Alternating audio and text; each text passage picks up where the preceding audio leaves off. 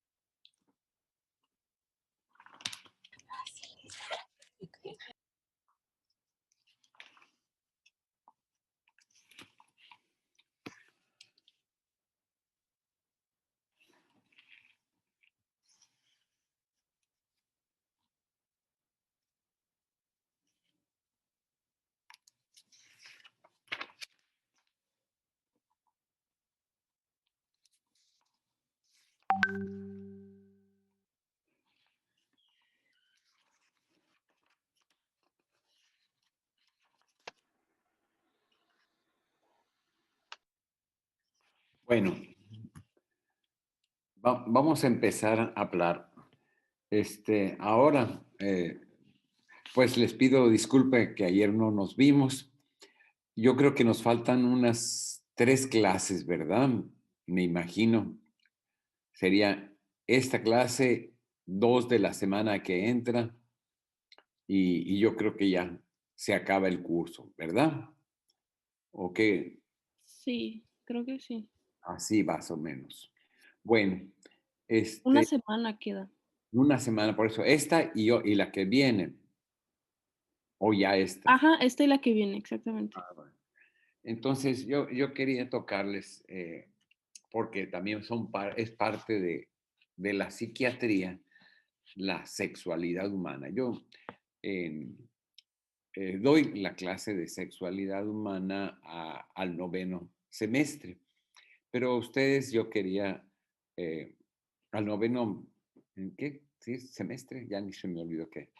Pero sí, ya al final les doy la clase de sexualidad humana, pero yo quería platicar esto con ustedes, ¿no? Digo, porque no todos van a llevar ese curso, es optativa y la sexualidad humana en alguna forma, como médicos, es muy importante que tengan ciertos conocimientos, ¿no? Incluso algunos que se vayan a dedicar a la ginecología o cualquier médico, yo creo que es muy importante porque en algún momento algún paciente va a consultarles con respecto a su sexualidad, ¿no?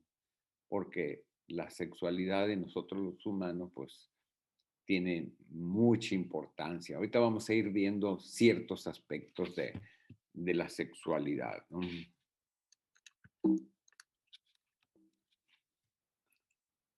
Este es un cuadro de Dalí, ¿no? En donde tiene, es un sueño de Dalí, ¿no? Entonces, pues la sexualidad así está visto en forma de que el hombre pues nada más va a pensar en la sexualidad y la mujer es más corazón, ¿no? Entonces, la sexualidad es una parte fundamental de la persona y como consecuencia parte importante en el equilibrio de toda manifestación personal. ¿Mm? Incluso el término sexo es ambiguo, se habla sobre conducta sexual, sobre fuerzas biológicas, psicológicas y sociales que influyen en ella, ¿no? Lo biológico de la sexualidad, pues es desde nada más la unión de dos gametos y tiene la función de transmisión de cromosómica y la función reproductora y la función para la preservación de la especie a la que estamos, pertenecemos, ¿no? Tiene esa función, pero eh, en nosotros los seres humanos el sexo se ha convertido en algo más recreativo que procreativo, ¿no? En el, en el año 1850 un hombre puede haber procreado 10 hijos y en un cálculo conservador él podía haber estado toda su vida teniendo como unas 1500 relaciones una vez a la semana durante 30 años, de los 20 a los 50 y de esos 1500 solo 10 hubieran tenido el efecto reproductor del 1% para tener estos 10 hijos. O sea, realmente la función reproductora en nosotros los seres humanos a veces se considera realmente el que alguien vaya a nacer es un accidente más que el deseo de tener un hijo, ¿no? Sobre la sexualidad, pues la mayor parte de la información pues es debido está alterada por los rumores, ¿no? La religión, todo va influyendo en cómo, ¿no? Vamos transmitiendo las ideas con respecto al, a la sexualidad, ¿no? Pues, por ejemplo, en la evolución de la humanidad, pues vemos que los griegos tenían una cierta apertura con respecto a la sexualidad. Incluso los griegos en su sexualidad eh, era, mm, lo vemos en los monumentos, los vemos en las estatuas, ¿no? Ellos tenían un pensamiento hacia la sexualidad más abierto, inclusive con respecto a la homosexualidad. Eh, los grandes filósofos tenían a sus jóvenes que los educaban y también los educaban en la sexualidad. Había, ah, todos los filósofos tenían a un joven que los instruían tanto en la sexualidad como en la filosofía, ¿no?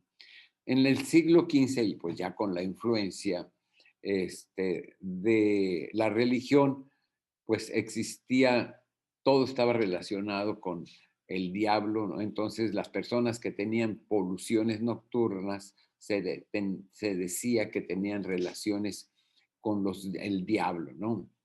Estos términos incubus y sucubus eran los diablos según su sexo, ¿no? Los incubus eran masculinos y los sucubus eran femeninos, ¿no?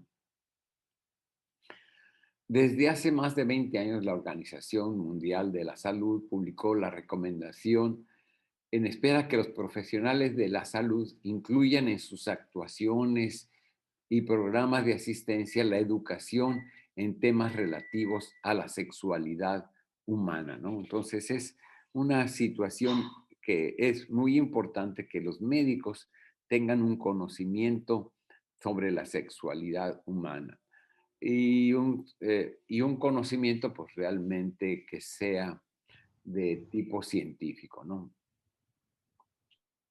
La comprensión de los mecanismos biológicos que intervienen en el desarrollo del conocimientos como la genética, las neurociencias, nos han permitido tener una mayor claridad en las condiciones sexuales humanas, tanto como en la homosexualidad, que dejó de ser ya una situación de tipo controversial, ¿no?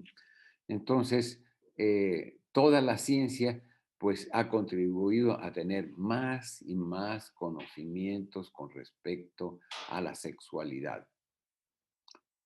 Eh, este panorama, aunado a la muy antigua preocupación humana por el fenómeno sexual, hace que el tema de la sexualidad en la medicina y en la psiquiatría en particular es un aspecto indispensable a cubrir por cualquier interesado en tener una visión integral del ser humano, ¿no? De su problemática y de sus posibilidades de ayuda, ¿no? Entonces, ahí, pues es por eso es muy importante el conocimiento de la sexualidad, ¿no?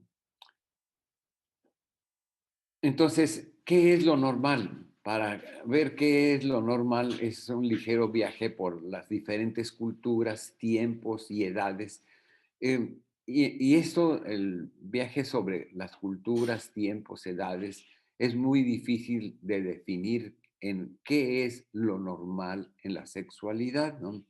Porque para lo que una cultura puede ser lo peor, en otras culturas puede ser lo más aceptado. Incluso ahora, en la actualidad, nada más en los tiempos, vemos como hace 50 años el que una mujer trajera pantalones, ¿no? Era pues algo no muy bien visto en el vestir de una mujer y ahora todas las mujeres usan pantalones, ¿no? Así unas cosas y las edades, ¿no? Lo que era permitido con los griegos, pues ya no era permitido en el siglo XIX, ¿no? Entonces, también otro problema es el confundir lo normal con lo estadístico, lo sano con lo enfermo, lo bueno con lo malo y lo virtuoso con lo pecaminoso, ¿no? O sea, fíjense qué, qué cantidad de vertientes, ¿no? Hay para definir lo que dentro de la sexualidad es normal, ¿no? Por ejemplo, en el siglo, incluso en el principio del siglo XX, la masturbación era visto como algo anormal, ¿no? En el siglo XIX, en la Edad Media, ¿no? Y es algo que está dentro de lo normal, ¿no? Y estaba en la situación estadística, pues en la mayoría estaba ahí bien, ¿no? Entonces, el comportamiento sexual es válido, ¿no? Cualquiera que éste sea, siempre y que la persona se sienta bien realizándolo y que no se dañe a nadie por medio de esta y que el participante lo haga voluntariamente, ¿no? Esto es realmente lo que abarca lo que es la normalidad dentro de la sexualidad, ¿no? Entonces, cualquier comportamiento, siempre que se sienta bien realizándolo y que no se dañe a nadie por medio de este, y los participantes lo hagan voluntariamente, ¿no? Por ejemplo, lo vemos con, después vamos a tocar lo que son las famosas parafilias, ¿no? Que son, las parafilias son actitudes sexuales que salen fuera de lo que habitualmente hacen las personas, pero casi siempre se está eh, mm, ah, dañando muchas veces a la otra persona, ¿no? Por ejemplo, en el exhibicionismo, en el frotter, ¿no? Los boyeristas, todos en alguna forma están violando los derechos de otras personas, ¿no? Entonces, en la sexualidad, en pocas palabras, no tenemos que hacer nada que no nos guste y que dañe a terceros, ni realizar ningún comportamiento con personas que no están de acuerdo con ello, ¿no? O sea, aquí pues está el gran problema pues del ataque sexual, del acoso sexual, de la violación sexual, ¿no? En donde todos estos actos no están de acuerdo las personas en que le hagan eso, ¿no? Este es unos monumentos, tiene un nombre muy raro, ¿no? Está en la India, ¿no? Esto es para ver cómo la sexualidad a través del tiempo se ha visto en diferentes formas. En este monumento que está en la India hay multitud de actividades sexuales, ¿no? Todos los individuos tienen sentimientos, actitudes y convicciones en materia de lo sexual.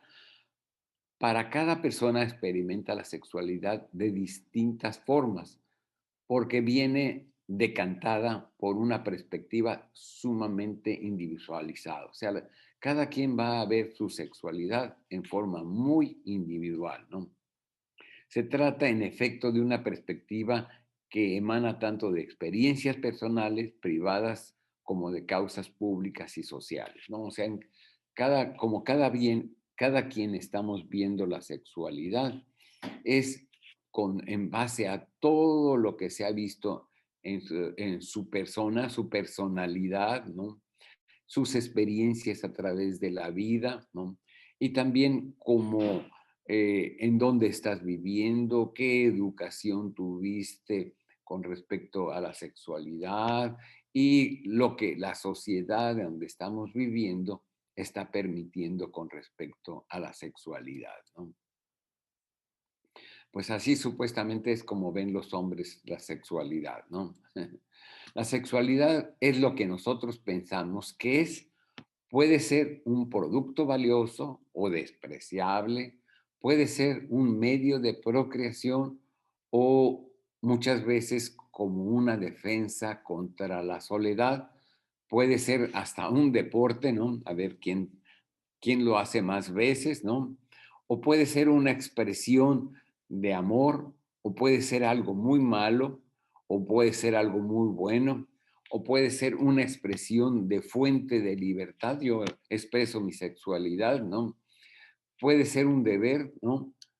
Tener que hacerlo a fuerzas, o puede ser una situación placentera. Se puede ver como una técnica, ¿no? Las técnicas de cómo hacerlo, ¿no? Puede ser una función biológica o puede ser una enfermedad psíquica o una simple experiencia sensorial. O sea, vean qué tantas cosas puede ser vista la sexualidad, ¿no? Según como la queramos ver cada una de las personas, ¿no? Entonces, nuestra forma de considerar la sexualidad es un producto de lo que hemos aprendido de los demás, ¿no? Así.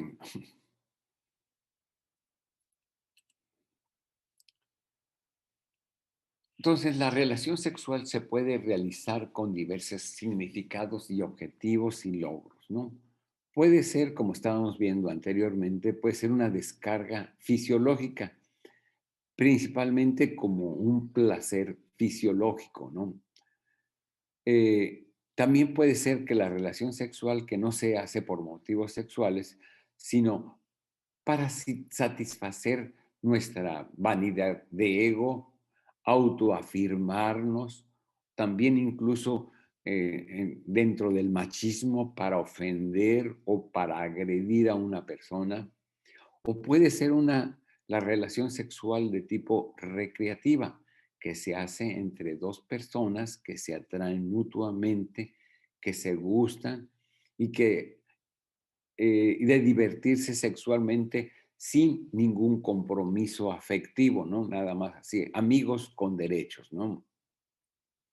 O puede ser una relación sexual afectiva, que son aquellas que se realizan entre dos personas que sostienen un compromiso amoroso, mutuo, y que es parte de una demostración de afecto, ¿no? Entonces, también existen muchas formas dentro de cada una de nuestras personalidades en donde vamos a manifestar nuestra sexualidad, ¿no?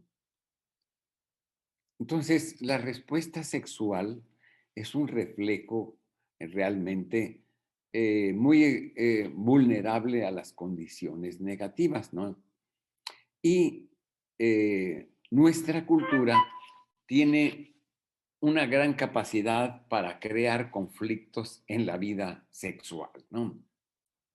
Entonces, como cada cultura tiene sus normas de lo bueno, de lo malo, de lo que debe de ser, ¿no?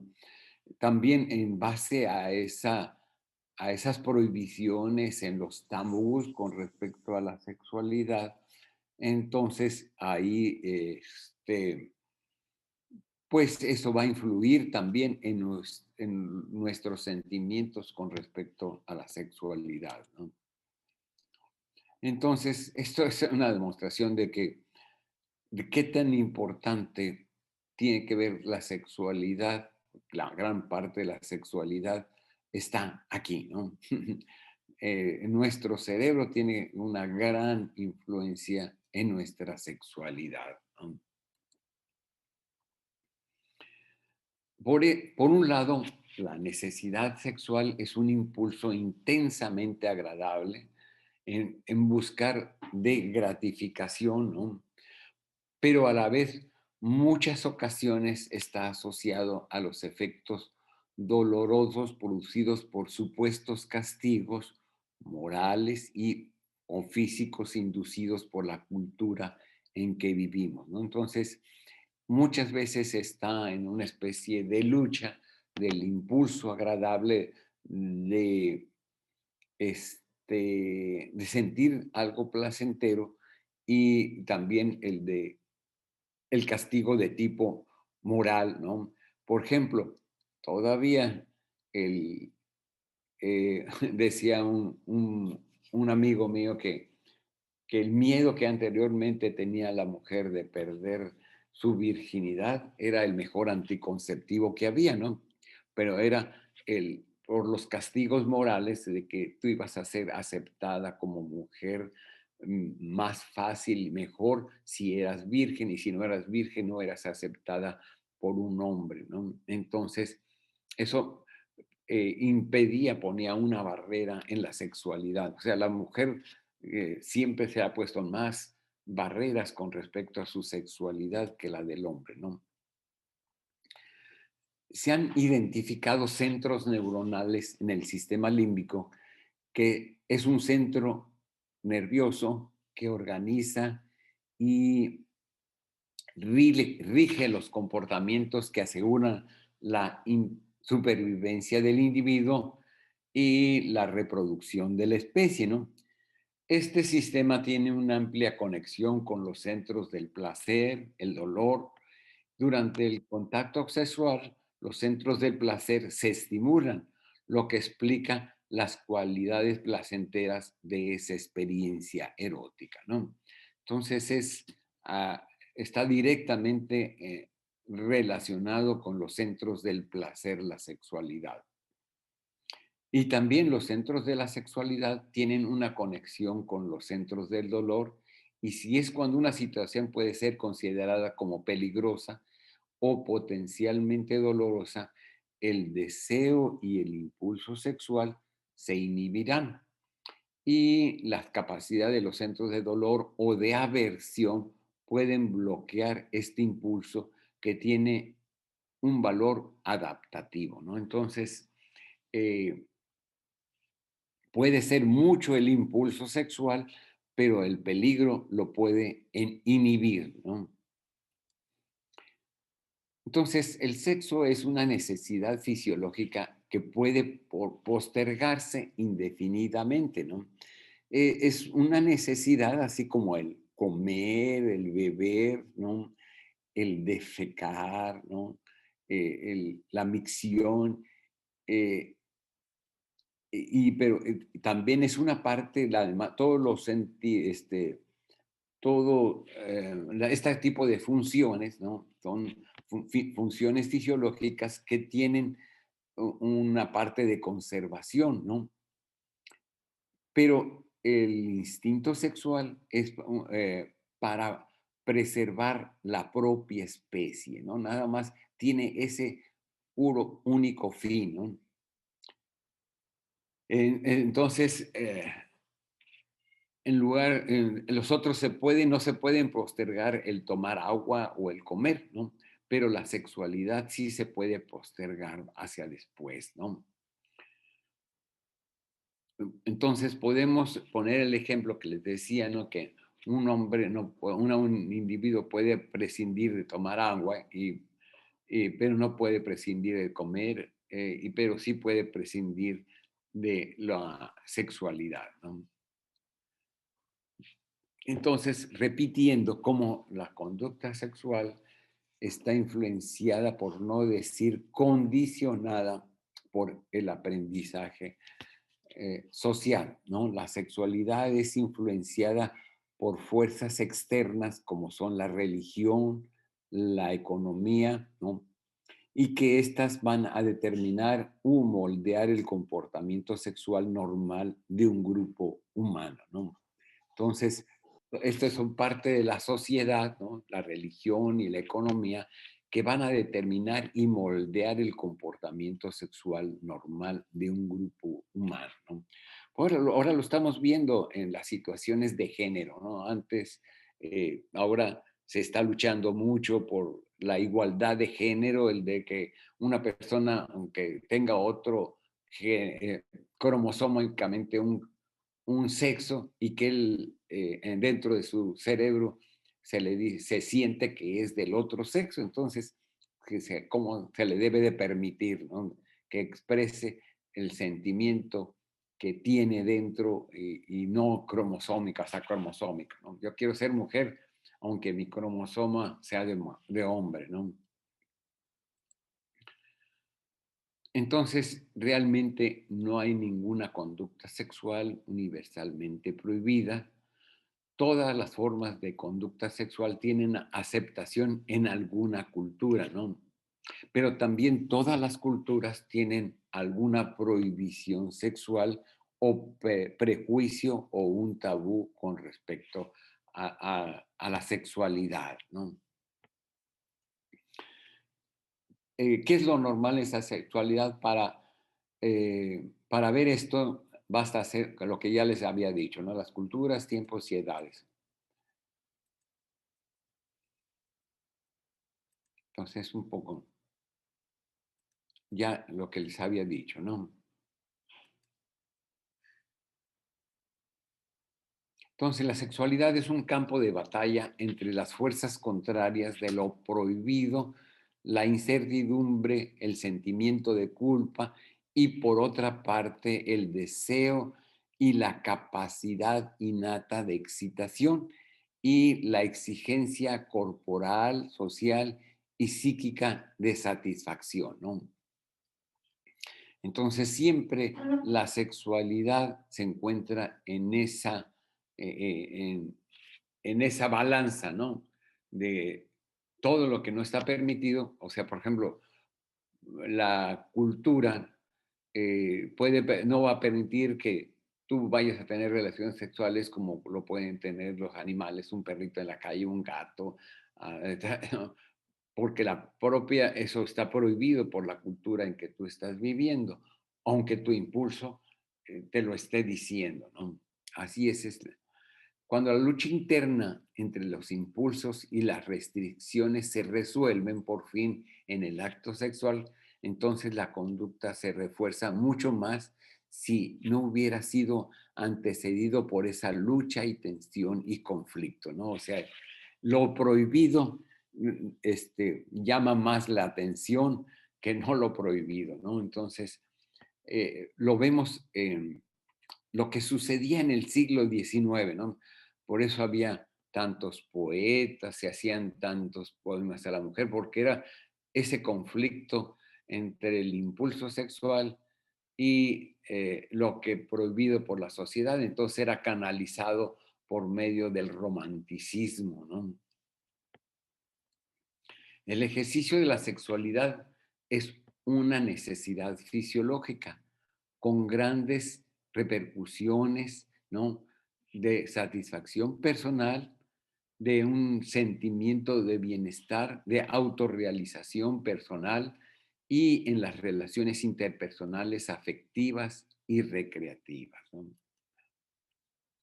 Los, Dentro de la sexualidad están los trastornos del deseo sexual, ¿no? Existe un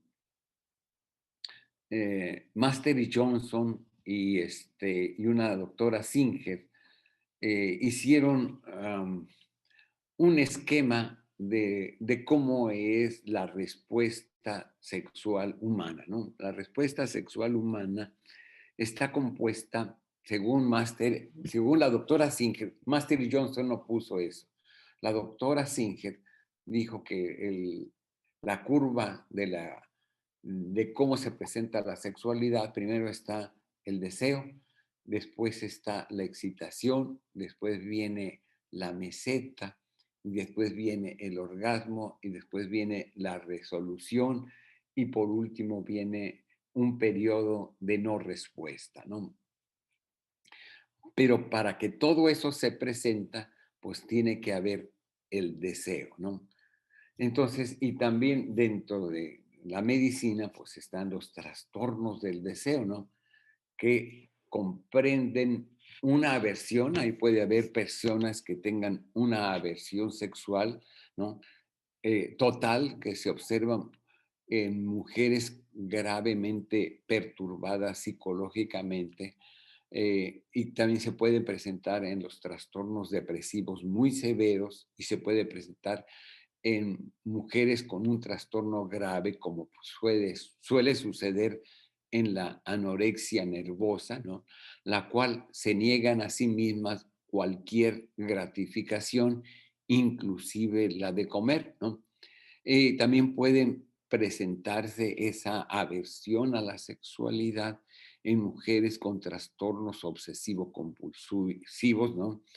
Y suelen presentarse en mujeres que tengan fobias, ¿no? Y puede existir una fobia con respecto a la sexualidad, ¿no? Y por otro lado está la indiferencia, ¿no? Uno es la aversión y el otro es la indiferencia, que es la falta de interés. Puede no existir miedo ni repulsión, sino simplemente una despreocupación, que puede ser una persona que, eh, afectuosa, ¿no? Pero también, y nunca se puede transformar ese afecto en una excitación sexual, ¿no? Entonces, hay personas asexuales, ¿no? Entonces, esto es la falta del deseo, ¿no? Que no existe ese deseo, ¿no? También existe trastornos de la excitación y es que es la inhibición, ¿no? Entonces, que esa inhibición puede evitar la excitación.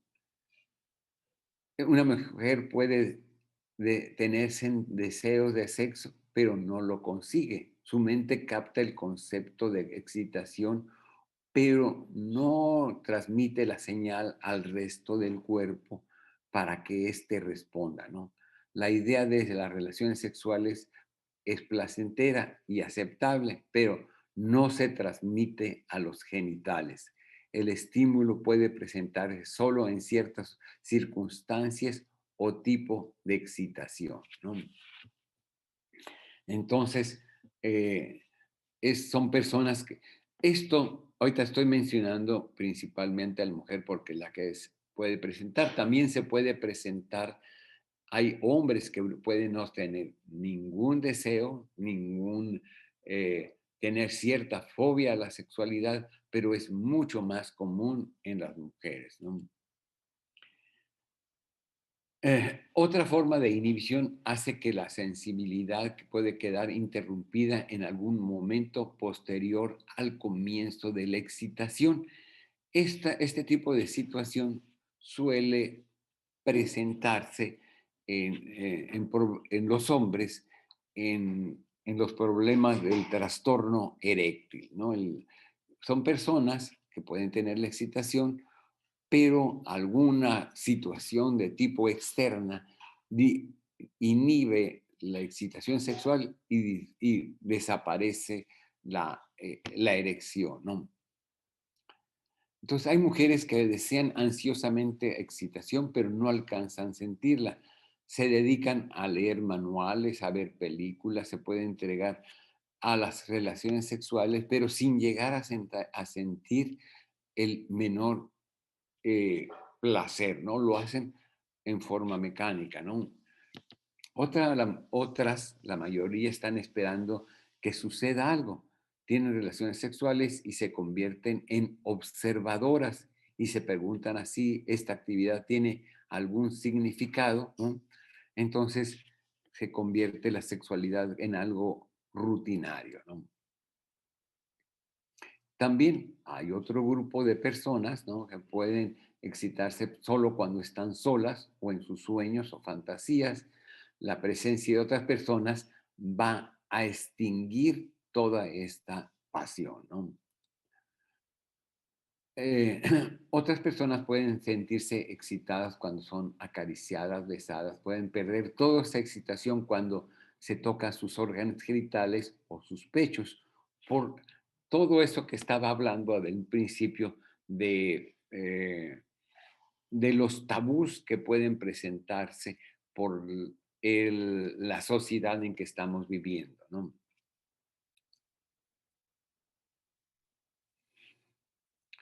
Entonces puede haber otro tipo de inhibición cuando existe una sola forma de excitarse, como el conductor que sigue siempre la misma ruta, ¿no? El cambio resulta desagradable. Estas mujeres suelen impedir que sus compañeros intenten introducir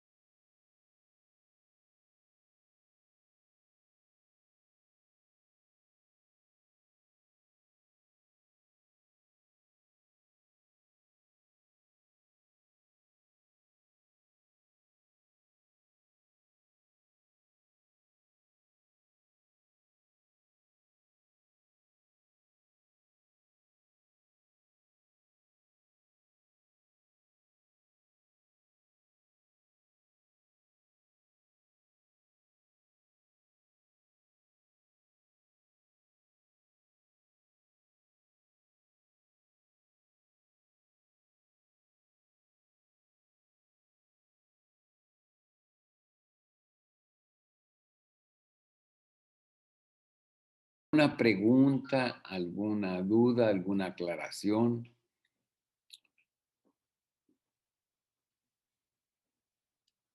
¿No hay algún comentario? Creo que Bueno, no, doctor. bueno, entonces vamos a dejarle ahí y nos vemos el próximo martes. Ok, gracias. Que les Está vaya bien. muy bien. Bye. Bye, gracias.